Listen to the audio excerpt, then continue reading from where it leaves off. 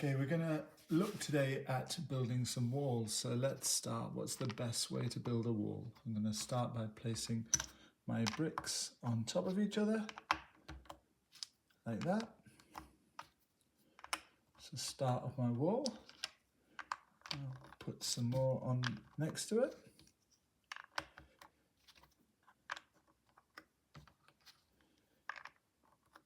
And some more next to it.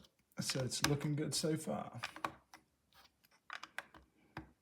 Let's test how sturdy it is. Oh, that was quite easy to push over. Let's try it a different way. This time I'll build my bricks next to each other, like that. But I'll place my next level of bricks so they're interlocking.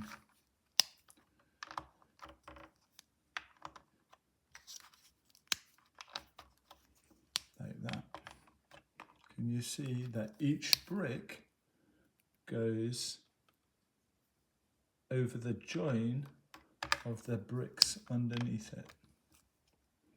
So there's the join that goes over it.